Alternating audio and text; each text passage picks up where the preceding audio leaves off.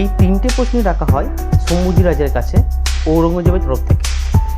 নমস্কার, আমি শুভজিৎ, আপনারা দেখছেন ফ্যাক্ট উইথ মি। তো আজকে আমি কোনো মুভি রিয়াকশান বা শম্ভুজি রাজের কোনো রকম জীবনী নিয়ে কোনো কথা বলতে আসি। আমি কথা বলতেছি কি রিয়েল ফ্যাক্টস, যেগুলো আমার মনে হয় আমাদের প্রত্যেকের জানা উচিত। তো সেইগুলোর ব্যাপারে একটু জাস্ট আলোচনা করে নেবার জন্য এই ভিডিওটা তৈরি করছি। শম্ভুজি রাজকে যেরকমভাবে নির্মমভাবে হত্যা করা হয়, আমরা অনেকেই ইতিহাসের বইয়ের পাতায় আমরা মুঘল সাম্রাজ্য, সুলতান এছাড়া অন্যান্য আরও যে বহিরাগত সাম্রাজ্যের ব্যাপারে আমরা অনেক পড়াশোনা করেছি, কিন্তু আমরা নিজেদের কালচার, নিজেদের রাজা, নিজেদের সম্রাটের ব্যাপারে কোনোরকম কিছু ইতিহাস বইয়ের মধ্যে দেখতে পাই না। তার মধ্যে শিবাজি মহারাজ, শম্ভুজি রাজে, চন্দ্রগুপ্ত মৌর্য, সমুদ্রগুপ্ত এবং সম্রাট অশোক এবং বাংলার রাজা শশাঙ্ক। কিন্তু আমরা ছোটোবেলা থেকেই যখন পড়াশোনা করে এসেছি, আমরা দেখতে পাই, আমরা শুনতে পাই, একটা কবিতার মাধ্যমে পড়ানো হতো আমাদের ইতিহাস বইয়ে। যদি ছোটোবেলা মনে যায় বলছি, বাবার হলো আবার জ্বর, ছাড়িল ঔষধে, এরম কবিতার মধ্যে দিয়ে আমাদেরকে পড়ানো হতো। কিন্তু আমাদের যে সত্যিকারের যে কালচার, যারা এই দেশের এবং এই মাটির জন্য রক্ত দিয়েছে, প্রাণ দিয়েছে, যে সমস্ত মানুষগুলো, তাদেরকে আমরা উপেক্ষা করেছি এত বছর ধরে। তো আজকে যখন ছাবা এই মুভিটা রিলিজ হয়েছে, তখন এই মুভিগুলোর মধ্যে দিয়ে আস্তে আস্তে না সত্যিগুলো বেরিয়ে আসছে। ছাবা এই কথাটা একটা মারাঠি কথা। ছাবা কথার অর্থ হলো সিংহের শিশুকে বা সিংহের শাবককে ছাবা বলা হয়।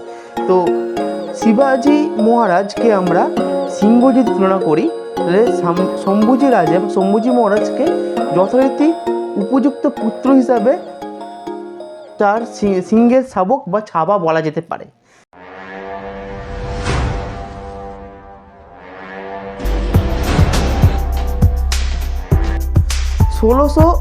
সালে যখন শিবাজি মহারাজের মৃত্যু হয়, তখন ঔরঙ্গজেব ভেবেছিল যে পুরো ডেক্কান মানে দক্ষিণ, যেটা আমরা বাংলায় বলি, যেটা তার শাসন থেকে তখনও শাসন করতে পারেনি বা তার আধিপত্য বিস্তার করতে পারেনি, সে আস্তে আস্তে আধিপত্য বিস্তার করা শুরু। তখনই শিবাজি মহারাজের ছেলে সম্ভাজি রাজে তার বিরুদ্ধে গর্জে ওঠে এবং তিনি তার মারাঠা যে সাম্রাজ্য ছিল সেটা তার নিজের হাতে নিয়ে নেয়। তো আমরা দেখতে পাই তারপরে দীর্ঘ 9 বছর যুদ্ধ করেন উনি মোগলদের সাথে, এবং এই দীর্ঘ 9 বছর যুদ্ধে টোটাল আমরা যদি দেখতে পাই 120টারও বেশি যুদ্ধ উনি লড়েছিলেন, যার মধ্যে ওনার কাছে ছিল মাত্র 20,000 মারাঠি সেনা এবং উল্টো দিকে ঔরঙ্গজেবের হাতে ছিল 8 লক্ষ মোগল সেনা। কিন্তু উনি 20,000 সেনা নিয়ে 120টারও বেশি যুদ্ধ জেতেন, শুধু লড়েন না, জেতেন। এবং ঔরঙ্গজেবের যে বড় বড় সব জেনারেল যারা ছিল না, তারা প্রত্যেককে মেরেও দেয়। একটা সময় মনে হয়েছিল ঔরঙ্গজেব যে এরকমভাবে যুদ্ধ জিততে পারবেন না, এবং তার পায়ের তলা মাটি পর্যন্ত শেষ সরে যায়। তো এই হচ্ছে শম্ভুজি রাজে যখন ওনার 13 বছর বয়স, উনি 13 বছর বয়সে 13টা ভাষা জানতেন। শম্ভুজি রাজে চেয়েছিলেন এই গোটা ভারতবর্ষের স্বরাজ প্রতিষ্ঠা করতে। স্বরাজ তাদের জন্য যারা এই ভারতবর্ষকে নিজের মা, নিজের মাটি বলে মনে করে। তো ঔরঙ্গজেব উনি সরাসরি যুদ্ধে না পারছে এই দেখে উনি সেই ছল কপটে আশ্রয় নেন। এই ছল কপটের দ্বারা উনি চেষ্টা করেন যে শম্ভুজি রাজাকে হারানোর জন্য। কারণ শম্ভুজি রাজা এবং মারাঠারা গেরিলা যুদ্ধে খুবই পারদর্শী ছিল। মাত্র 20,000 সৈনিক নিয়ে 8 লাখ মোগলদের মোকাবিলা করেছিল গেরিলা যুদ্ধের মাধ্যমে। এবং এই গেরিলা যুদ্ধ প্রথম আমরা সেখান থেকে আমরা দেখতে পাই। তো একদিন কবি কলস ও শম্ভুজি রাজে একটা বিশেষ মিটিং থেকে ফিরছিলেন, বিশেষ সভা থেকে ফিরছিলেন। সেই সভার অনুষ্ঠান সূচি তার শ্যালক মোগলদের এক জেনারেল হাতে তুলে দেয়।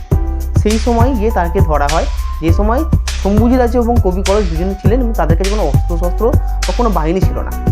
তো শম্ভুজি রাজাকে ধরার পর তাকে যখন ঔরঙ্গজেবের কাছে আনা হয়, তাকে আমি যে কথা বলে শুরু করেছিলাম, প্রথম 3টে প্রশ্ন রাখা হয়, কিন্তু এই 3টে কোনোটাই উনি মানতে রাজি হননি।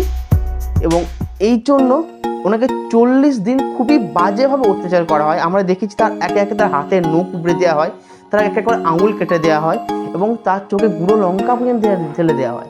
শুধু তার যখন এরপরেও যিনি পারেননি, ওনার শম্ভুজিরাজের চোখে লোহার শিক গরম করে ঢুকিয়ে দিয়েছিলেন এবং এরপরেও তার জিভ কেটে নিয়েছিলেন। অবশেষে উনি যখন পারেননি, উনি ওনাকে মেরে টুকরো টুকরো করে কেটে নদীতে ভাসিয়ে দিতে বলেছিলেন। এই ছিল শম্ভুজিরাজের।